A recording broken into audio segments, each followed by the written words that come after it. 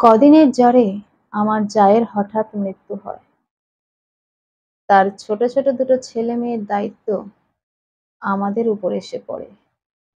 তার ছেলের বয়স ১২ বছর, মেয়ের বয়স এই ৯ বছর।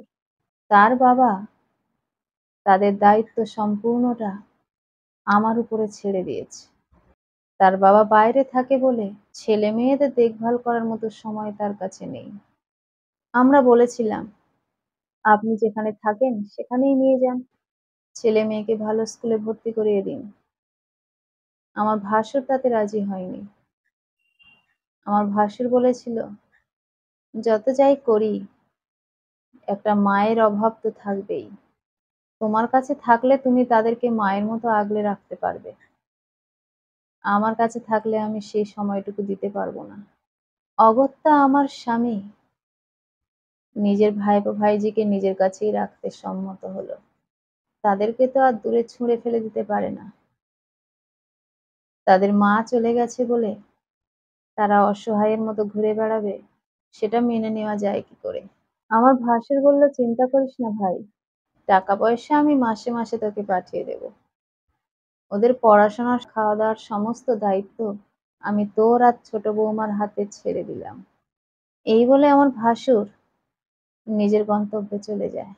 সেই থেকেই ওরা আমাদের কাছেই থাকে। আমার স্বামীর রোজগার তেমন একটা নয়, কোনো রকমে আমাদের তিনজনের চলে যাচ্ছে।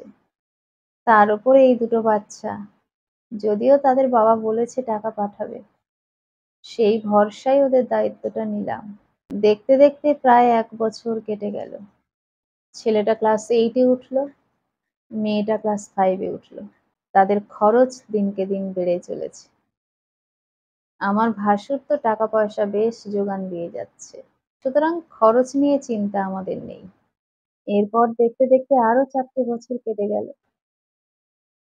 তখনই জানতে পারলাম আমার ভাসুর ওখানে আর একটা বিয়ে করেছে। সেই খবরটা আমার ভাসুর নিজের মুখে দিয়েছে ঠিকই, কিন্তু সেটা অনেকটা দেরি করেই দিয়েছে। আমরা অন্যভাবে জানতে পেরেছিলাম প্রায় ১ মাস আগে যে আমার ভাসুর বিয়ে করেছে।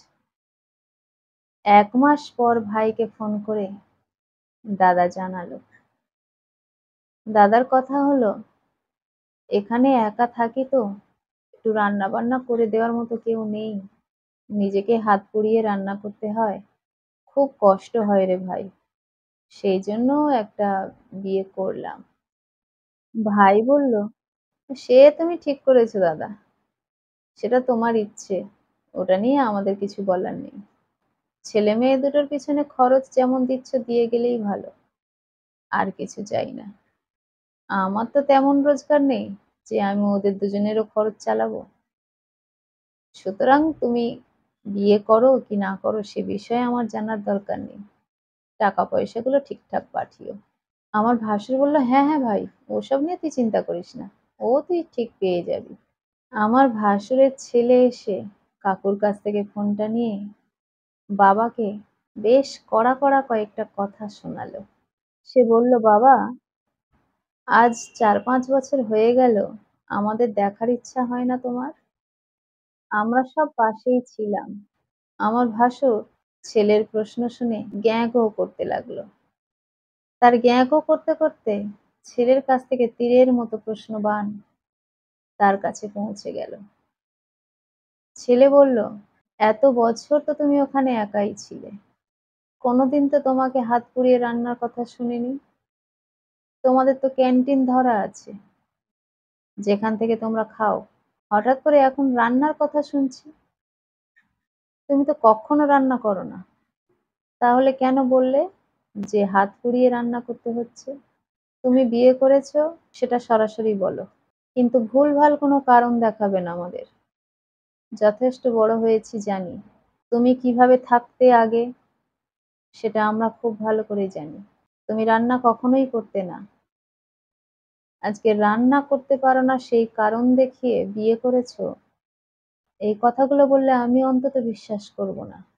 আমার ভাসুরের ছেলের মুখে এরকম কথা শুনে আমরাও কিন্তু হতবাক হয়েছি, কিন্তু আবারও এটা ভেবেছি যে এইটুকু বাচ্চারা মা মরে যাওয়ার পর থেকে সেই যে বাবা চলে গেল, একদিনও আর আসেনি ছেলে মেয়েদের দেখতে। যে বাবা ছেলে মেয়েদের দেখতে আসে না, শুধু টাকা পাঠিয়ে দায় সেরে দেয়, সেই বাবার মুখের উপরে এরকম কথা বলবে না তো কি করবে? হঠাৎ করে আমার ভাসুরের ছেলে এমন একটা কথা বলে বসলো, আমরাও ভীষণ বিপাকে পড়ে গেলাম। সে বাবাকে বলল, যখন আমাদের দেখার ইচ্ছা তোমার হয় না, তখন তুমি আর টাকাও পাঠিও না। বাবাকে যদি কাছে না পাই তার টাকাটা কি হবে আমার? তোমার টাকার কোনো প্রয়োজন নেই আমাদের। তোমাকে টাকাও পাঠাতে হবে না আর আমাদের সঙ্গে আর কোনো সম্পর্কও রাখতে হবে না। তুমি তোমার মতো করেই থাকো। এই বলে সে ফোনটা কেটে দেয়। আমি আর ওর কাকু দুজনে মিলে ওর দিকে অবাক দৃষ্টিতে তাকিয়ে রইলাম। তারপর ওর কাকু ওকে বলল, তুই যে তোর বাবাকে টাকা দিতে বারণ করলি, তাহলে তোদের পড়াশোনা কি করে চলবে? আমার তো তেমন রোজগার নেই। আমি বললাম, হ্যাঁ রে বাবা, তুই যে বললি যে টাকা পয়সা দিতে হবে না, কি করে চালাবো তোদের? ও বলল, কাকিমা, আমি আর পড়াশোনা করব না। আমি কাকুর সঙ্গে কাজেই যাব।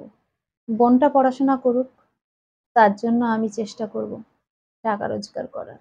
আমরা কেউ প্রস্তুত ছিলাম না ওর মুখ থেকে এরকম কথা শুনবো বলে। ওর এই কথা শুনে মনটা আমার খুব ভারাক্রান্ত হয়ে গেল। আমার মনে হলো বাচ্চা দুটোর মা চলে গেছে বলে তাদের পড়াশোনা বন্ধ হয়ে যাবে।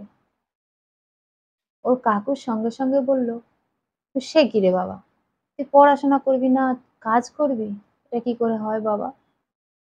আমি বেঁচে থাকতে তুই পড়াশোনা বন্ধ করে দিবি? নাই বা দেখলো তোর বাবা, আমরা তো এখনো বেঁচে আছি। আমি ওর মাথায় হাত বুলিয়ে বললাম, বাবু, তুই চিন্তা করিস না, যা হোক একটা উপায় ঠিক হয়ে যাবে। ভগবান আছে মাথার উপর। তুইও পড়াশোনা করবি, তোর বোনও পড়াশোনা করবে। আমার ছেলেটা যদি পড়াশোনা করতে পারে, তাহলে তোরা করবি না সেটা কি করে হয়?